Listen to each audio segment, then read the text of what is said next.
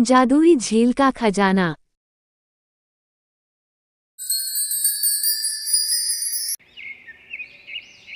एक छोटे से गांव में आरव और मीरा नाम के दो भाई बहन रहते थे। एक दिन उन्हें गांव के पुराने पेड़ के नीचे एक चमकता हुआ नक्शा मिलता है। देखो, यह नक्शा कितना अजीब और पुराना लग रहा है। चलो इसे खोलकर देखते हैं। शायद इसमें कोई रहस्य छिपा हो। क्या हमें इस रास्ते पर चलना चाहिए? उस नक्शे में एक रहस्यमयी जंगल का रास्ता दिखाया गया है, जिसमें अनगिनत खजाने छिपे हैं। वे दोनों इस जंगल की खोज करने का फैसला करते हैं। जंगल में प्रवेश करते ही उन्हें जादुई फूलों का एक बगीचा मिलता है। ये फूल कैसे रंग बदल रहे हैं? ये तो बहुत ही सुंदर है। लेकिन यहाँ की हवा में एक रहस्य है। हर फूल में एक पहेली छिपी है। उन्हें सही उत्तर देकर अगले चरण तक पहुँचना होता है। लेकिन ये पत्ते क्या कहते हैं? शायद हमें पहेली हल करनी होगी। आरव इतना ही कहता है कि अचानक एक आवाज आती है। वे दोनों इधर उधर देखते हैं कि अचानक एक परी उनके सामने आ जाती है और कहती है, तुमने सही कहा, तुम्हें पहेली हल करनी होगी।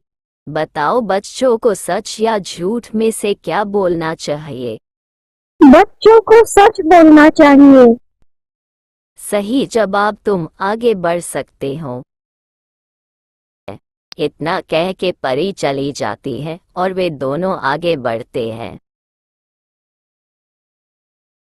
पहेलियों को हल करने के बाद वे एक पेड़ के पास पहुंचते हैं, जहां बातूनी पक्षियों का झुंड रहता है। ये पक्षी बच्चों को अगले रास्ते की दिशा बताते हैं। यदि तुम्हें आगे बढ़ना है तो हमें एक पुराना गीत सुनाना होगा। पुराना गीत? मुझे तो सिर्फ थोड़ा याद है। मीरा, तुम्हें कुछ याद है? हाँ, मैं कोशिश करती हूँ। चलो गाते हैं। मीरा और आरव गीत याद करते हैं और सही रास्ते पर बढ़ जाते हैं। आगे बढ़ते हुए वे एक शांत झील पर पहुंचते हैं। लेकिन ये कोई साधारण झील नहीं है। इसमें छिपा है एक जादुई दरवाजा, जो उन्हें खजाने तक ले जाएगा। ये झील कितनी शांत और रहस्यमयी है, लेकिन दरवाजा कहाँ है? मुझे लगता है दरवाजा हमारे दिलों में छिपा है।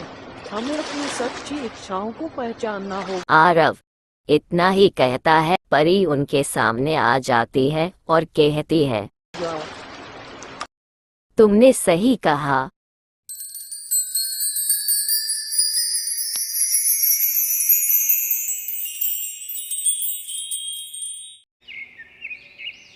दरवाजा खुलने के बाद वे खजाने के कमरे में पहुंचते हैं।